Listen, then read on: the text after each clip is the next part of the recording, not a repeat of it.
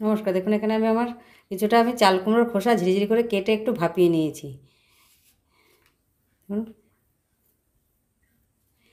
চাল কুমড়ো ভাজার জন্য আমার কী কী উপকরণ লাগবে সেটা দেবো। এটা একটু খালি নাহলে কষ হবে, তো সেটা সামান্য একটু হলুদ দিয়ে আমি ভাপিয়ে নিয়েছি। এর মধ্যে কী উপকরণ দিয়ে ভাজবো এর মধ্যে সেটা আপনাদের দেখাবো। চলুন এবার গ্যাসে ফিরে যাই।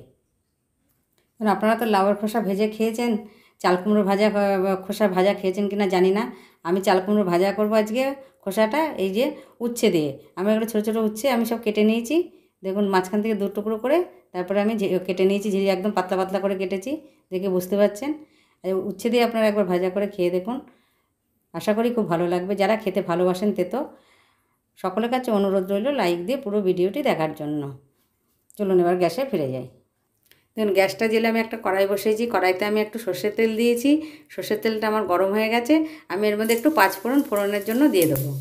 একটু মিষ্টি সুগন্ধ হওয়া পর্যন্ত অপেক্ষা করব। দেখুন মিষ্টি সুগন্ধ উঠে গেছে। আমি এবার এই যে এক বাটি উচ্ছেটা কেটে রেখেছি সেটা সম্পূর্ণ আমি এর মধ্যে দিয়ে দেবো। আমি খুব ভালো করে নেড়ে চেড়ে নেব।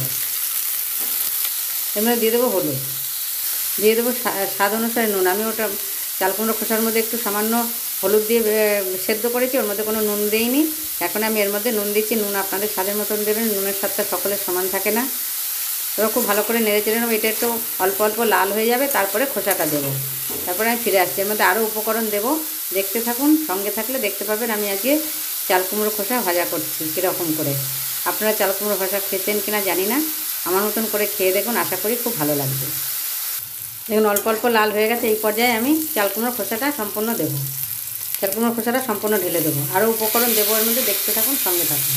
দুটো কাঁচা লঙ্কা চিড়ে নিয়ে ছোটো করে নিয়েছি, সেটা দিয়ে দিলাম এর মধ্যে। দিয়ে এখন খুব ভালো করে নেড়ে চেড়ে নেবো। আরও উপকরণ দেবো, দেখতে থাকুন। আমি 5 মিনিট মতন ভেজে নেবো, ভেজে ফিরে আসছি। দেখুন ফিরে এলাম 5 মিনিট পরে। আমি একটা পেঁয়াজ কেটে রেখেছি, সেটা এর মধ্যে দেবো।